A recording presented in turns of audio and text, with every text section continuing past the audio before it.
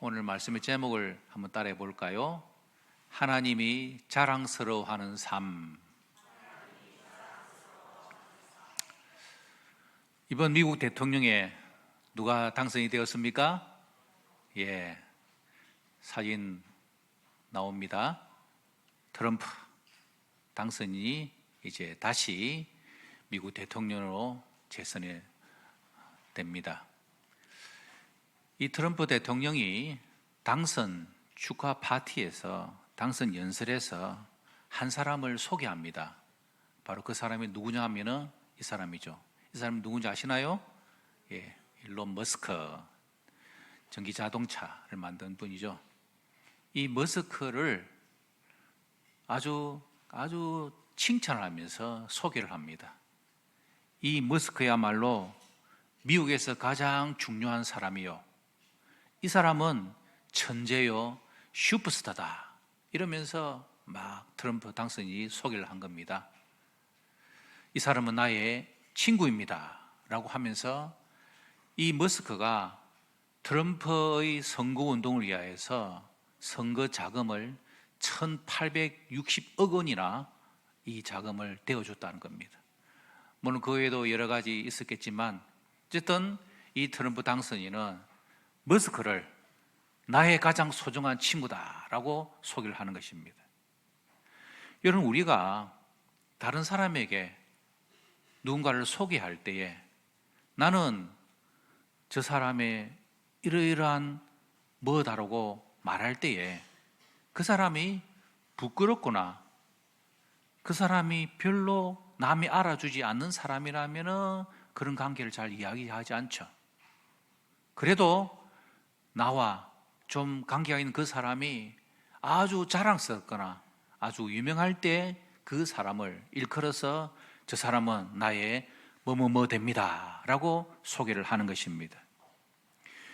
성경에 보면은 하나님께서 자랑스러워 하시는 사람들이 몇 사람 있습니다. 그 중에 대표적인 사람이 누구냐 하면은 하나님께서 모세에게 출애굽을 위하여서 사명자로 세우실 때에 사람들이 하나님을 누구라고 하고 말할 때 물으면 제가 뭐라고 말할까요? 라고 했을 때에 하나님께서 이렇게 말합니다. 나는 아브라함의 하나님이요, 이삭의 하나님이요, 야곱의 하나님이다. 이 말은 무슨 말씀입니까? 하나님이 아브라함과 이삭과 야곱을 굉장히 자랑스러워 하신다는 것입니다. 하나님께서 그만큼 자랑스러워 하시기 때문에 이 아브라함과 이삭과 야곱을 하나님께서 모세에게 말씀하신 것이죠. 자, 그렇다면 왜 하나님께서 이 아브라함과 이삭과 야곱을 자랑스러워 하시는가요? 오늘 본문에 나와 있습니다. 13절 말씀 읽어봅니다. 시작. 이 사람들은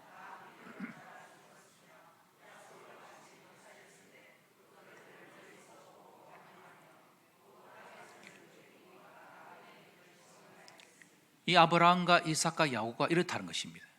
이들이 다 믿음을 따라 죽었지만 그 약속을 바라보고 환영하고 또 땅에서는 외국인과 나그네임을 스스로 드러내면서 살았다는 것입니다.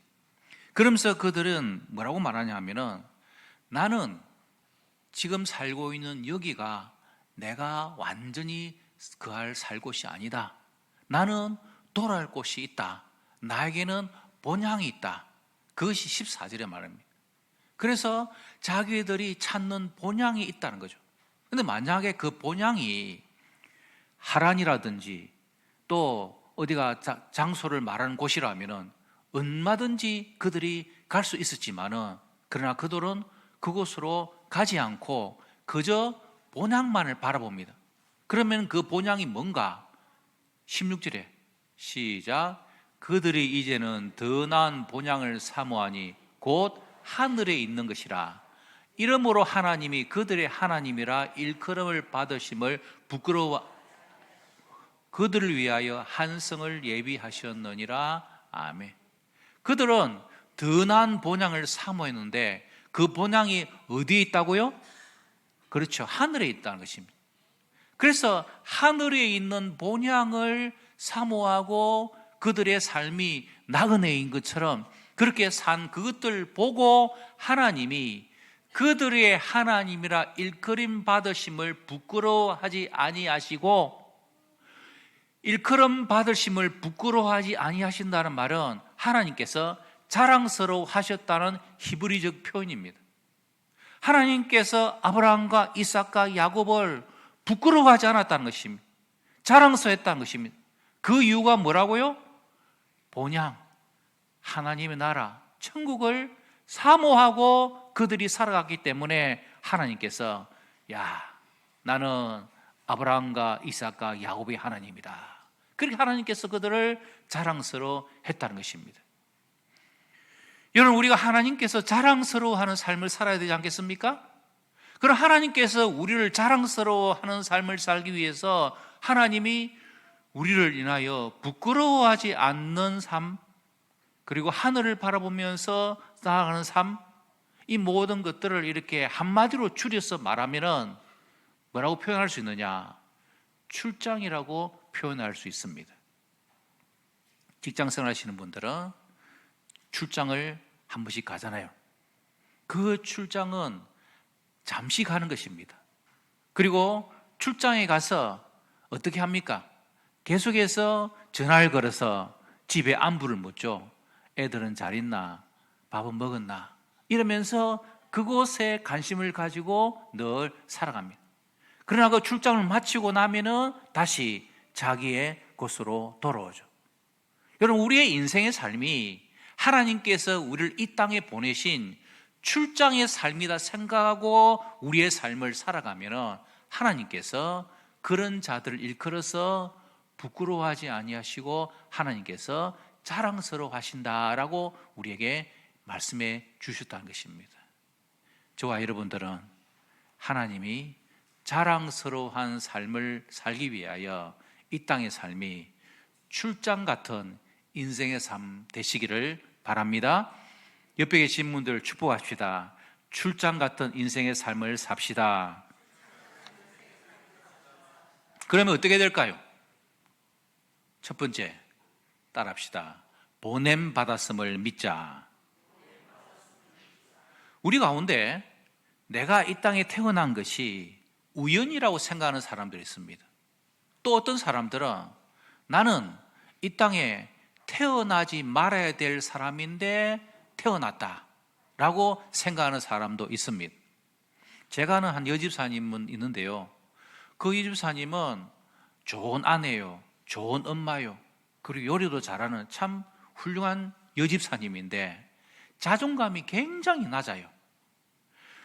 얼마나 자존감이 낮으나 하면은 늘 입에 붙어있는 말이 나 같은 게 뭐, 나 같은 게 뭐. 뭔가 이렇게 부탁을 좀 하려고 하면은 항상 하는 말이 난 그런 거 못해요. 난 그런 거 못해요. 너무너무 자존감이 낮아요. 근데 알고 보니까 이 여집사님에게는 이런 사정이 있었습니다. 형제들이 딸만 6명인 이 집안에 마지막 두 번째로 태어난 거예요. 이 여집사님이 한 5살 되었을 때에 엄마 옆에서 이렇게 놀고 있는데 엄마가 옆에 있는 한 아주머니에게 이렇게 말하더랍니다. 턱으로 자기를 가리키면서 얘는요 안 낳으려 했는데 사고로 생겨가지고 지우지 못해서 낳았어요. 계획된 임신이 아니었는데 그래서 낙태하려고 했는데 시기를 놓쳐가지고 이 아이를 낳았다는 거예요. 5살이지만 알아듣잖아요. 이 말이 이 여집사에게는 비수처럼 박힙니다. 아, 나는 우리 부모님이 원하는 아이가 아니었구나. 평생 그렇게 사니까 자존감이 낮을 수밖에 없다는 겁니다. 혹시 여러분 가운데 가정에서 그런 말 듣고 자랐습니까? 너는 태어나지 않아야 할 때 아이인데 태어났다. 아니면은 너는 영도딸에서 주웠다. 그런 말 듣지 않았습니까? 여러분, 우리는 그런 사람 아닙니다. 하나님께서 우리를 다 어떤 목적과 사명을 가지고 이 땅에 태어나게 하신 하나님의 사랑의 사람이요 자녀입니다. 예레미야 1장 5절 말씀 읽어볼까요? 성경 시작. 내가 너를 모태에 짓기 전에 너를 알았고 내가 배에서 나오기 전에 너를 성별하였고 너를 여러 나라의 선지자로 세우노라 하시기로. 하나님께서 예레미야에게 말씀하십니다. 예레미야야, 내가 너를 모태에서 짓기 전에 너를 알고 너가 배에서 나오기 전에 너를 구별하여 선지자로 세웠다. 이렇게 하나님께서 목적을 가지고 예레미야를 태어나겠다라고 말씀하셨습니다. 이런 말씀 보면은 아이고 하나님, 예레미야는 선지자니까 저런 말씀하시지 나는 뭐 선지자도 아닌데 그런 말씀 저기 하시겠습니까? 아닙니다. 하나님은, 여러분, 하나님의 그 사랑은 무한대의 사랑이십니다. 여기 수학선생님도 계시지만은 무한대를 나누면은 무한대입니다. 무한대는 모두가 무한대입니다. 무한하신 하나님의 그 사랑은요, 우리 각자 한 사람 한 사람에게 다 나누어지지만 이 세상에 있는 모든 사람들에게 하나님의 사랑은 무한대의 사랑으로 부어져서 하나님은 이 자리에 있는 저와 여러분들을 하나님께서 정말 사랑하시는 외동 아들, 외동 딸처럼 하나님께서 사랑하십니다. 그 하나님의 사랑이 우리에게 각자 우리에게 부어진 바 되기 때문에 우리는 절대로 그냥 이 세상에 아무런 우연히 저절로 태어난 것이 아니라는 거죠. 우리를 하나님께서 다 큰 사랑을 우리에게 베풀어 주셨다는 것입니다. 그러므로 우리 스스로 나는 태어나서는 안 될 사람인데 내가 태어났구나, 그것은 절대로 아니라는 것입니다. 생일 노래를 부르면서 장난으로라도 왜 태어났니? 왜 태어났니? 그렇게 부르서는 안 된다는 거죠. 하나님께서 목적을 가지고 우리를 이 땅에 태어나게 하셨다라는 것입니다. 여러분, 이것을 알아야만 우리의 인생이 출장을 보냄받은 자의 삶이라는 것을 기억하고 우리의 인생을 살아가는 것입니다. 하나님께서 목적을 가지고 우리를 이 땅에서 태어나게 하셨다는 것을 믿으면 우리는 어떤 고백을 할 수 있습니까? 어떤 분들은 내가 좀 다른 집안에 좀 태어났더라면, 다른 나라에 좀 태어났더라면 더 좋았을 텐데, 그러면서 막 원망을 합니다. 내가 왜 이런 부모님을 만나가지고 내가 이런 고생하고 내가 이런 집안에서 태어나가지고 이렇게 살았는가? 여러분, 그런 고백은 맞지 않는 것이죠. 하나님께서 뜻하신 바, 목적을 가지고 우리가 이 땅에 그곳에 태어났다는 것입니다. 그래서 우리는 그것을 바꿔야 되는 것입니다. 이제는 원망이 아니라 어떻게 바꿔야 됩니까? 하나님, 왜 나를 이곳에, 우리의 가정에 이웃을 만나서 살게 하십니까? 하나님의 목적과 사명이 뭡니까? 그것을 질문함으로 우리의 인생의 목적을 바로 세워야 하는 것입니다. 그래서 저와 여러분들이 하나님께서 우리를 이 땅에 보냄받은 사람이라는 사실을 믿고 하나님이 자랑스러워하는 출장의 삶을 살아가시는 저와 여러분 되시길 바랍니다. 두 번째, 따라해 볼까요? 영원히 살 곳에 소망을 두자. 천국의 소망을 두고 살아가는 삶이 출장의 인생의 삶을 사는 자들입니다. 오늘 본문에 아브라함과 이삭과 야곱과 믿음의 사람들은 본향을 향하여 동경하며 살아갔습니다. 여러분, 이게 하나님께서 자랑스러워하는 삶의 모습입니다. 하나님께서 자랑스러워하는 사람들은 천국의 소망을 두고 살아가는 사람이죠. 여러분, 어떤 분들은 천국이 정말 있나요? 라고 질문하는 분들이 있습니다. 혹시 여러분 가운데서도 천국이 정말 있을까? 라고 의문이 드는 분이 있습니까? 천국이 있는가 없는가, 그것을 알 수 있는 방법이 뭡니까?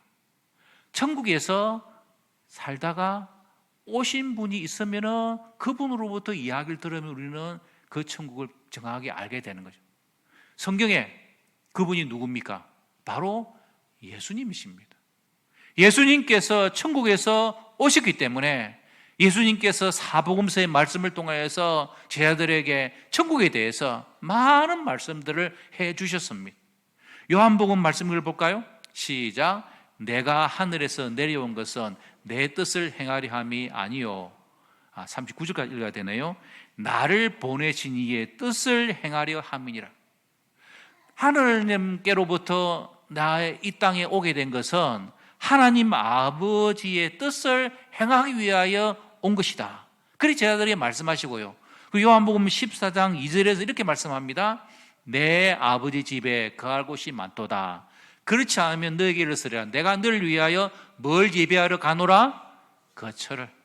예수님께서 십자가에 죽으시고 부활하시고 다시 성천하시고 재림하실 때 주님께서 약속하신 바대로 하나님의 나라 천국에 그것을 예배한 대로 우리를 이끌어 줄 것이라고 주님께서 우리에게 약속해 주고 계신 것이죠. 이게 바로 천국의 약속입니다. 우리는 하나님께서 천국을 준비하고 계시고 그리고 예수님께서 우리를 위하여 이 천국으로 이끌어 주실 것이라는 이 약속의 말씀을 붙잡는 것이죠. 그럼 천국에는 누가 가는 겁니까? 아버지의 자녀들인 하나님의 자녀가 천국에 가는 것이죠. 하나님 아버지의 자녀들이 될 때에 우리는 아버지가 계신 천국으로 우리는 가는 것입니다. 우리가 하루 종일 놀다가도 부모님이 저녁이 어둑해지면은 우리를 부르면은 우리는 놀던 거 다 내려놓고 그냥 바로 우리의 아버지 집 천국으로 집으로 가는 것입니다. 그게 바로 하나님의 자녀가 천국에 가는 것이에요. 하나님의 그러면 자녀는 누가 되는 거죠? 요한복음 1장 12절 말씀 시작. 영접하는 자 곧 그 이름을 믿는 자들에게는 하나님의 자녀가 되는 권세를 주셨으니. 여러분 보십시오.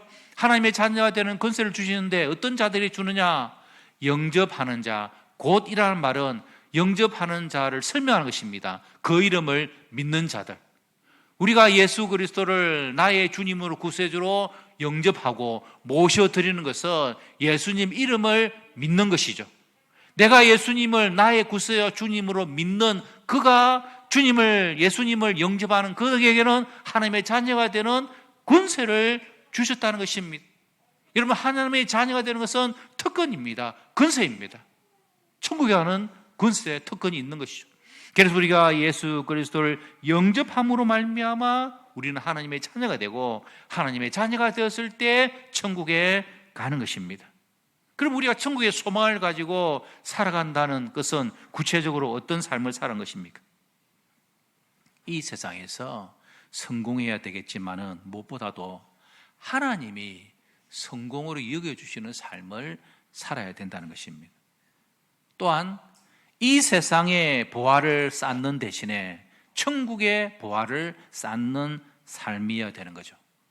그리고 지금 어려움이 아무리 많다 할지라도 그 어려움은 천국의 소망으로 이겨낼 수가 있는 것입니다. 그리고 무엇보다도 내가 뭔가 결정을 할 때에 지금 이것이 당장 유익이 나에게 될까에 앞서서 하나님이 원하시는 선택일까 아닐까 거기에 관심을 가지는 것이 천국의 소망을 두고 살아가는 삶입니다. 옆 사람 축복하십시다. 천국의 소망을 두고 삽시다. 세 번째, 출장 같은 인생의 삶 어떻게 사느냐? 시작. 바른 인생관을 가지자. 여러분 인생을 살면서 자꾸 인생이 무의미해지고 회의가 들고 막 짜증나고 문제가 생깁니다. 왜 그럴까요? 그것은 우리의 인생이 한 번뿐이 인생이라고 생각하기 때문입니다. 여러분 우리의 인생은요 3생입니다. 첫 번째 인생은 엄마 뱃속에서의 10달 첫 번째 인생. 두 번째 태어나서 우리가 지금 살아가는 90 요즘은 100세까지 살아가는 그런 이 땅에서 인생 제2의 인생.